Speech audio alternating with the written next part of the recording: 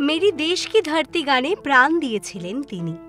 আজও স্বাধীনতা দিবস কিংবা প্রজাতন্ত্র দিবসে এই গান আমাদের রক্তে দোলা দেয়। আজ চলে গেলেন এই গানের মানুষটি। ভারতবাসীর ভারত কুমার পাড়ি দিলেন না ফেরার দেশে। শুক্রবার সকালে প্রয়াত বর্ষিয়ান অভিনেতা মনোজ কুমার। মৃত্যুকালে বয়স হয়েছিল ৮৭ বছর।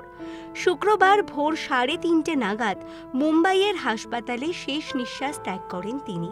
তার মৃত্যুতে শোকস্তব্ধ দেশ। এক্স হ্যান্ডেলে শোক প্রকাশ করেছেন প্রধানমন্ত্রী নরেন্দ্র মোদী।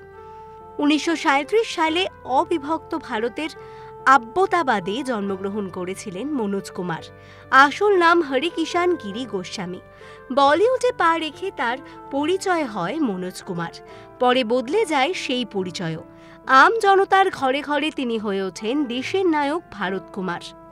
অসহায় দেশবাসীর আপনার জন, যে তাদের স্বপ্ন দেখায় দিন বদলের। কিভাবে বদলে গিয়েছিল তার নাম। নেপথ্যে এক যুবকের উত্তরণের গল্প যেমন আছে, তেমনই আছে দেশভাগ আর শরণার্থী শিবিরের অসহায়তার কাহিনী।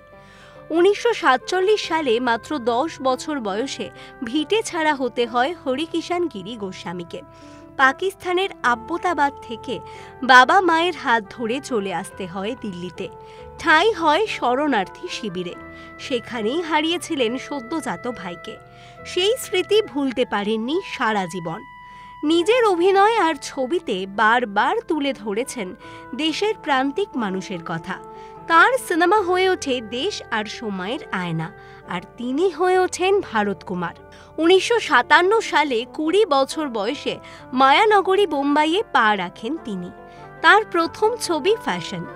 ১৯৬১ সালে কাঁচ কি গুড়িয়া ছবি করে সাড়া ফেলে দেন। এরপর একের পর এক সিনেমা হিট। পূরব পশ্চিম, রোটি কাপড়া और মকান, ক্রান্তির মতো ছবিতে অভিনয় করায় তার নামের সঙ্গে জুড়ে গিয়েছিল দেশপ্রেমিকের পরিচয়। ভারত কুমার হয়ে ওঠার গৌরব জীবনের শেষ দিন পর্যন্ত সযত্নে আগলে রেখেছিলেন হরিকৃষ্ণ গিরি গোস্বামী ওরফে মনোজ কুমার। সিনেমার পর্দায় দেশের মানুষের কথা তুলে ধরার জন্য নিজের বাড়ি পর্যন্ত বিক্রি করে দিয়েছিলেন পরিচালক তথা অভিনেতা। ৬০-এর দশকে তৎকালীন প্রধানমন্ত্রী লাল বাহাদুর শাস্ত্রীর অনুরোধে জয় জওয়ান জয় কিষাণ স্লোগানের ওপর ভিত্তি করে করেন কালজয়ী ছবি উপকার। দেশ শোনে মেরে দেশ কি ধরতি, সোনা উগলে উগলে হিরে মতি। ৬ দশক পেরিয়ে সেই গানে এখনো হয় দেশপ্রেমের উদযাপন। মনোজ কুমার বলতেন, দেশপ্রেম তাঁর রক্তে। উত্তরাধিকার সূত্রে বাবার কাছ থেকে দেশপ্রেম এবং সাহিত্যের প্রতি ভালোবাসা পেয়েছেন, আর মা শিখিয়েছেন নৈতিক মূল্যবোধ। সেই আদর্শকে ভিত্তি করেই অভিনেতা পরিচালক একাধিক দেশাত্মবোধক সিনেমা উপহার দিয়েছেন। ১৯৯২ সালে পদ্মশ্রী পান ভারত কুমার। ১৯৯৯ সালে পেয়েছেন Filmfare life time achievement award. ২০১৫ সালে দাদা সাহেব ফালকে পান তিনি। ভারতীয় ছবির ইতিহাসে মনোজ কুমার তথা ভারত কুমার এক অনন্য নজির। শরণার্থী শিবিরের অন্ধকার পেরিয়ে হয়ে উঠেছিলেন মানুষের নায়ক।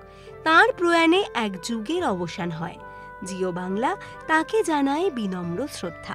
এরকম আরও অনেক ভিডিওস দেখার জন্য নজর রাখুন আমাদের চ্যানেলে ও পাশে থাকা বেল আইকনটি ক্লিক করতে ভুলবেন না।